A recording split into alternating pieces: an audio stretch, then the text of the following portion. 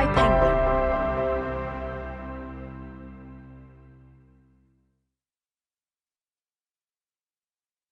Touching the Void by Joe Simpson. Read by Daniel Weyman and Andrew Wincott. To Simon Yates, for a debt I could never repay, and to those friends who have gone to the mountains and have not returned. Forward by Chris Bonington. I first met Joe in Chamonix last winter.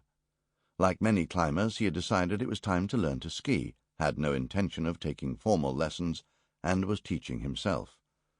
I had heard and read stories about him, of desperately narrow escapes on the mountains, particularly his latest escapade in Peru, but they had made only a limited impact.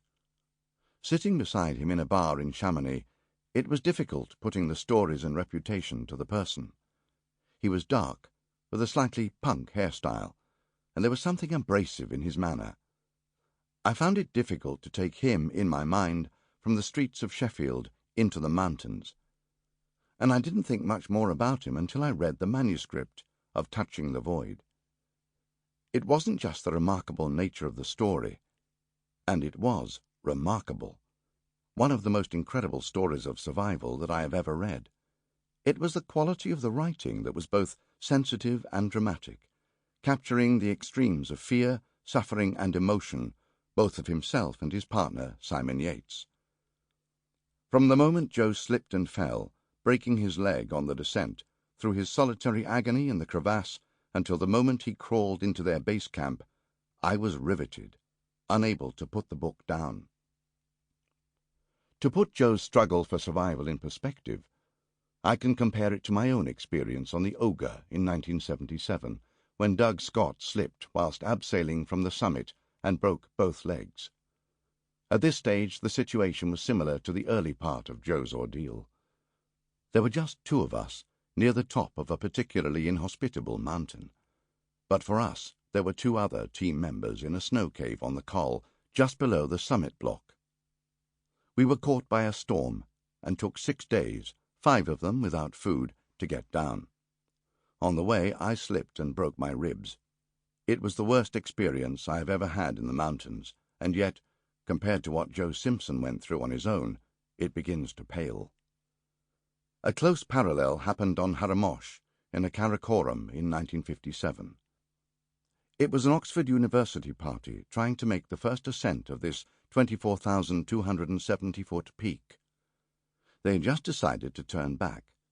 2 of the members, Bernard Gillett and John Emery, wanted to go just a little farther on the ridge to get photographs, and were swept away in a wind-slab avalanche.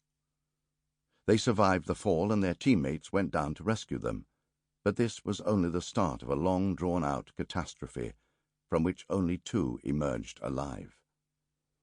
Theirs, too, was an intriguing and very moving story, but it was told by a professional writer, and because of this, lacks the immediacy and strength of someone writing at first hand. This is where Joe Simpson scores.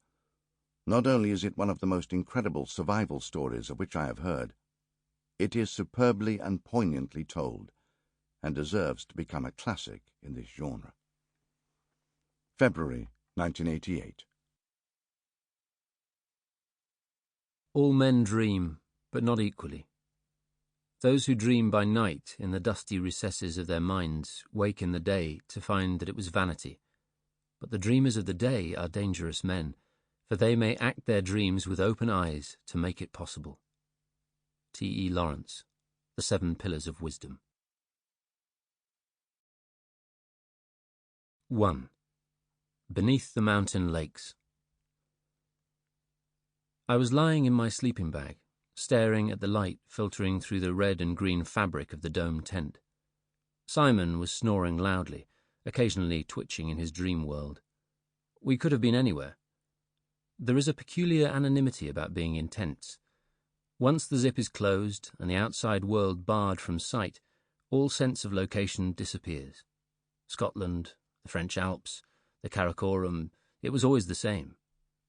The sounds of rustling, of fabric flapping in the wind, or of rainfall, the feel of hard lumps under the ground sheet, the smell of rancid socks and...